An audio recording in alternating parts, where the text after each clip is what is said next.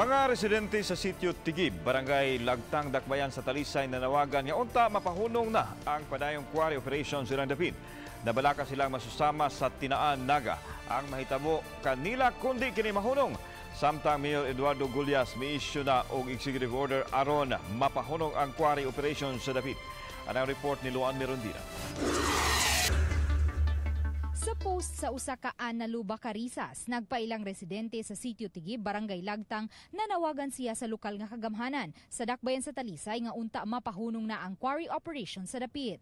Matud niya, adlaw o gabi ang pag-quarry sa dapit ug nabalaka silang musangpot kini sa dakong trahedya, ilabi na kay may mga dagkong bato nga mga ligid gikan sa bukid. Sa pagsusi ni DYSS radio reporter Guam Logroño, na hinabi niya ang mga residente ug ang representante sa QM Builders nga si Willie Abatayo pinaagi sa telepono. Ang QM Builders ang gikatahong usa sa mga nagtrabaho sa dapit. Apan misangpot sa panaglalis ang telephone conversation tali sa mga residente ug ni Abatayo. Wala titulo karong palito ninyo. Ha? Sabot ka na. Pawaon mo ninyo 29 ka bukong. Kaya napalit na ninyo sa pa. Ganiha, sa pagbisita ni Mayor Eduardo Gulyas sa Naga City, iyang gibutyag nga niadtong Lunes, mipagawas na siya og executive order alang sa temporaryong pagpahunong sa quarry operation sa dapit. Ang maong executive order giadres sa mayor ngadto sa QM Builders, QM Construction ug Asnar Quarry.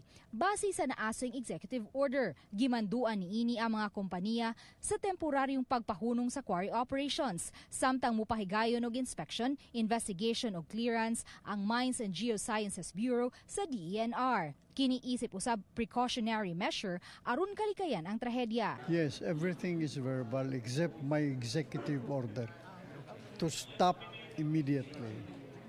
And I have ordered Konag to inspect in the evening kay dunay report na ko nga dunay mga kanang activity in the evening.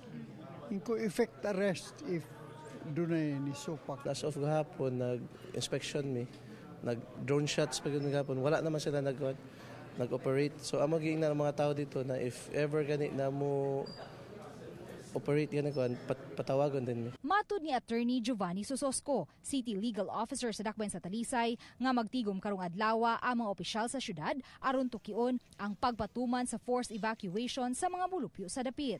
Giswayan sa Balitang Bisdak, pagkuha ang habig sa taga QM Builders apan wa kini motubag sa among mga text og tawag. Wa pa usab makuhae og habig ang Asnar Quarry. Sa pikas bahin, giawhag sa mayor ang DNR sa paghatag kanila og updated nga listahan sa mga landslide prone areas sa Dakbayan sa Talisay. So I told the MGB representative gahapon si Arman ko kanang nanuman nga muingon man mo napay usa ka barangay pero di lang ninyo sa i-mention. Iko kinangan i-mention ng barangay karon ang mga tao din na makabantay. Luan Mirondina, Balitang Bisdak.